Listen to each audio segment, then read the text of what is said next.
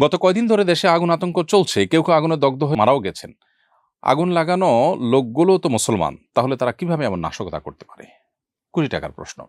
গত ৫০ বছর ধরে আমাদের দেশের রাজনীতির নামে ক্ষমতায় যাওয়ার জন্য কিংবা ক্ষমতা দখল করবার জন্য নানান সময় রাষ্ট্রের সম্পদ, জনগণের সম্পদ লুণ্ঠন এবং বিভিন্ন ক্ষেত্রে সন্ত্রাস এবং এ জাতীয় অরাজকতা, এটি আমাদের দেশে আমরা দেখে আসছি, চলে আসছে বহুকাল থেকে।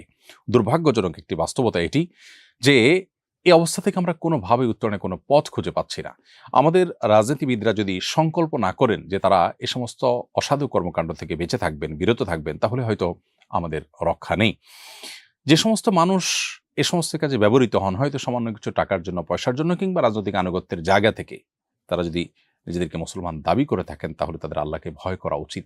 আল্লাহ রাব্বুল আলামিনের কাছে বান্দার প্রতিটি ছোট বড় অপরাধের বিচার কিন্তু হবে কিয়ামতের দিন। সেখানে মানুষকে, জীবন্ত মানুষকে পেট্রোল বোমা মেরে পুড়িয়ে দেওয়া কিংবা একটি বাস, একটি রাষ্ট্রের সম্পদ কিংবা একজন ব্যক্তির সম্পদ সেটাকে নষ্ট করা, এটা যে কত বড় অপরাধ সেটি বোঝার জন্য ইসলামী দণ্ডবিধির এই সন্ত্রাস এবং ত্রাস সৃষ্টি করার জন্য বা আতঙ্ক সৃষ্টি করার জন্য জনমনে এই সমস্ত কর্মকাণ্ড যারা করে, তাদের যে শাস্তি, কঠোর শাস্তি, যেটাকে কোরআনের ভাষায় ফাসাদ ফিল আরদ বলা হয়েছে, এটা শাস্তি যেটা উল্লেখ করা হয়েছে, এটা অত্যন্ত নির্মম। ইসলামে বিবাহিত মানুষ জেনায় লিপ্ত হলে সে যদি সঠিকভাবে প্রমাণিত হয়, তার জন্য যে শাস্তি কথা বলা হয়েছে, তারপরেই সবচাইতে নির্মম এবং সবচেয়ে করুণ শাস্তির কথা বলা হয়েছে যারা সমাজে ফাসাদ সৃষ্টি করে এদের। তার মানে তারা আল্লাহ তাআলার কাছে কতটা ঘৃণিত এবং নিকৃষ্ট।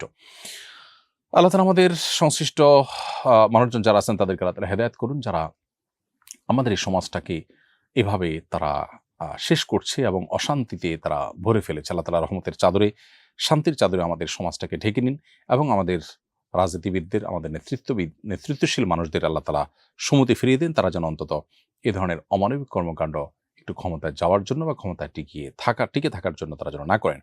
নবী করিম সাল্লাল্লাহু আলাইহি ওয়াসাল্লামের সময় এক ব্যক্তি কিছু পিপীলিকা আগুন দিয়ে পোড়াচ্ছিলেন। নবী সাল্লাল্লাহু আলাইহি ওয়াসাল্লাম দেখে তাকে বললেন যে, "তুমি পিপীলিকা আগুন দিয়ে কেন পোড়াচ্ছ?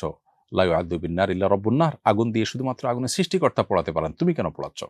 তার মানে নবীজি তাকে বোঝাতে চাইছেন যে তুমি এই পিপীলিকা দ্বারা যদি ডিস্টার্ব ফিল করো, তাহলে সেক্ষেত্রে তার উপদ্রব থেকে বাঁচার জন্য তাকে মেরে ফেলতে পারো, পিষে মেরে ফেলো, কোনোভাবে মেরে ফেলো, কিন্তু আগুনে পুড়িয়ে তাকে মারবে, তিলে তিলে শেষ করবে, নির্মমভাবে শেষ করবে, এই অধিকার তোমাকে দেওয়া হয়নি। যে এখানে একটি পিপীলিকাকে আগুনে পুড়ে মারতে নিষেধ করা হয়েছে, সেখানে মানুষকে আগুনে পুড়ে মারা বা এরকম চলন্ত বাসে আপনার পেট্রোল বোমা নিক্ষেপ করা, এটা কত বড় অপরাধ হতে পারে সেটা বলার অপেক্ষা রাখেন। এই ধরনের মানুষকে সর্বোচ্চ শাস্তির আওতায় আনা উচিত এবং যদি যারা মুসলিম নিজেদেরকে পরিচয় দিয়ে থাকেন, তাহলে কোন মুসলমান এটা করতে পারেন। আল্লাহ তাআলা বলেছেন, কোনো ব্যক্তি যদি কোনো মানুষকে অন্যায়ভাবে হত্যা করে, ফাকান্নামা কাতলান নাসা জামিআ, তাহলে সে কেমন যেন গোটা বিশ্বের সমস্ত মানুষকে হত্যা করলো। গোটা বিশ্বের মানবতা হত্যার শামিল। বিধায় এ ধরনের কর্মকাণ্ড কোনো মুসলমান করতে পারেন না। যারা করেন তারা জঘন্যতম অপরাধী এবং তাদেরকে সর্বোচ্চ আইনের আওতায় আনা উচিত এবং আমাদের জাতি হিসেবে সবাইকে ঐক্যবদ্ধ হতে হবে যে এই দীর্ঘদিনের যে অপসংস্কৃতি, এটার সাথে যারা জড়িত হবেন তাদেরকে আমাদের বর্জন করতে হবে।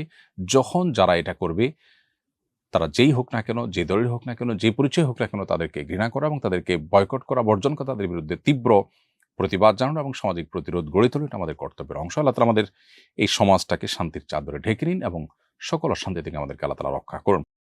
আস-সুন্নাহ ফাউন্ডেশন, উম্মার স্বার্থে, সুন্নাহর সাথে।